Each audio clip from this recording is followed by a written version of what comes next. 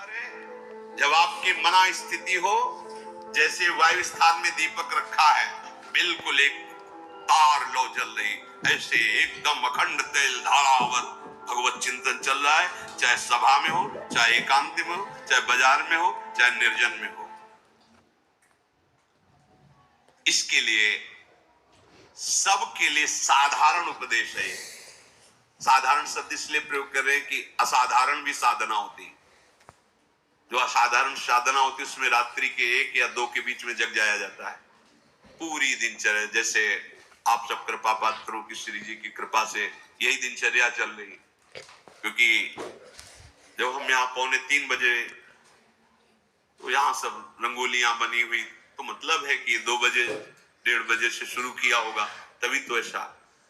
लेकिन साधारण दिनचर्या प्रत्येक प्राणी के लिए कह रहे हैं। अगर आप आनंद चाहते हो, पूर्व रात्रे परिचय युंजाना सततम मनः, 8 पैर होते हैं,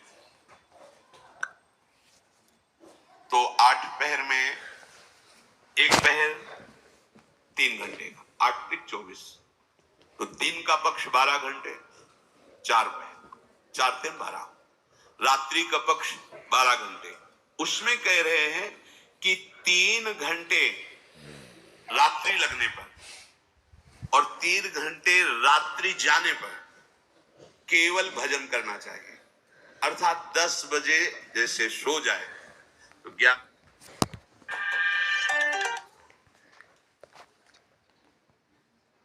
सो जाए तो 11, 12, 1, 2, 3, 4, 6 घंटे हो गए। 4 बजे के बाद सबको जग जाना चाहिए। जो संसार में 4 बजे के या 4 सवा 4 तो सत्संग शुरू होता है, 4 बजे सबको जग जाना चाहिए। अगर आप 4 बजे नहीं जगते, सूर्योदय हो जाता है, आप सो रहे हैं, तो आपकी बुद्धि नष्ट होगी, आपकी आयु नष्ट होगी, अकाल मृत्यु होने की संभावना रहेगी, शरीर रोग ग्रसित होगा और दरिद्रता आपका पीछा नहीं छोड़ेगी। चाहे जितना रुपया कमा लो, तुम्हारा हृदय दरिद्र रहेगा। भावना में तुम कामना में दरिद्र ही रहोगे। जैसे इतना मिला तो और इतना, कभी शांति नहीं मिलेगी। ये भागवतिक सिद्धांत है। ब्रह्म मुहूर्त प्रातः कालीन 4 बजे सबको उठ जाना चाहिए। और जो निरंतर भजन करना चाहता, लघ्वाहारो विशुद्धात्मा, भोजन उतना पाना चाहिए कि भोजन पाने के बाद अगर आप खड़े हो तो आपको ये नहीं लगना चाहिए कि पेट में वजन पहुंच गया है। लघ्वाहारो, थोड़ा आहार, क्योंकि अगर ज्यादा आहार पाओगे तो भजन में वृत्ति नहीं रहेगी। रोज पाना है यार, जिंदगी भर पाना है, थोड़ा थोड़ा पाओ और खूब भजन करो। जिसका भोजन नीरस, शब्द याद कर लो, उसका भजन सरस, और जिसका भोजन सरस उसका भजन नीरस। ये महापुरुषों के वाक्य है, आप खुद अनुभव करके देख लेना।